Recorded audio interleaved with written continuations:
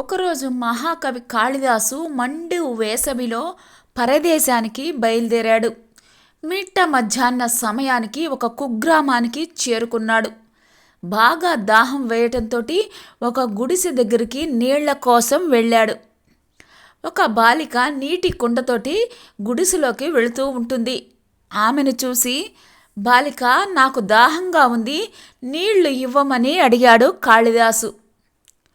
అప్పుడు ఆ బాలిక, మీరెవరో నాకు తెలియదు, నీళ్లు ఎలా ఇచ్చేది అని బదిలిచ్చింది. కాళిదాసు, నేను ఎవరో తెలియకపోవటం ఏమిటి, పెద్ద పండితుడను, ఎవరిని అడిగినా చెబుతారు అన్నాడు.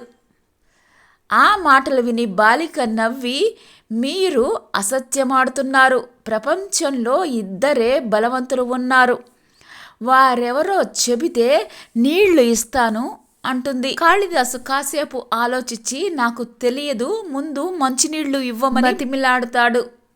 అప్పుడు ఆ బాలిక, ఇద్దరు బలవంతులు ఎవరో కాదు, ఆకలి దాహం, ఇప్పుడు చెప్పండి మీరు ఎవరు అని అడుగుతుంది బాలిక.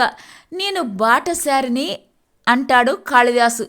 మళ్ళీ అసత్యమాడుతున్నారు, బాటసారి అంటే ఒక చోటు నుంచి మరొక చోటకి బడలిక లేకుండా వెళ్ళాలి, మీరేమో అలసిపోయారు, ఈ లోకంలో అలా అలసిపోకుండా సంచరించే బాటసారులు ఇద్దరే ఉన్నారు, వారే సూర్యచంద్రులు అని చెప్పి గుడిసెలోకి వెళ్ళింది బాలిక. కాళిదాసు, మాత నీళ్లు ఇవ్వండి, దాహంతో చనిపోయేలాగా ఉన్నాను అని ప్రాధేయపడ్డాడు.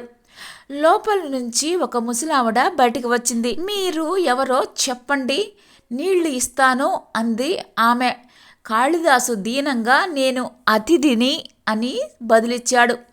మీరు అసత్యం చెబుతున్నారు, ఈ సృష్టిలో ఇద్దరే అతిథులు, ఒకటి ధనం, రెండోది యవ్వనం, ఈ రెండు ఎప్పుడు వెళ్ళిపోతాయో ఎవరికి తెలియదు అంటుంది. నేను సహనశీలిని, నీళ్లు ఇవ్వమని వేడుకుంటాడు కాళిదాసు. మీరు మళ్ళీ అసత్యం చెబుతున్నారు, ఈ ప్రపంచంలో ఇద్దరే సహనశీలు, ఒకటి భూమి, రెండవది వృక్షం. ఓపిక నశించిన కాళిదాసు, నేను మూర్ఖుడను, ఇప్పుడైనా నీళ్లు ఇవ్వమని అడిగాడు. ఇది అసత్యమే, ఈ రాజ్యంలో ఇద్దరే మూర్ఖులున్నారు, ఒకరు ఈ రాజ్యాన్ని పాలించే రాజు, రెండోవాడు ఆ రాజు మెప్పు కోసం అసత్య వాక్యాలు చెప్పే పండితుడు అంటుంది. ఆ జవాబుతోటి కాళిదాసుకు కనువిప్పు కలిగింది. క్షమాపణలు కోరుతాడు.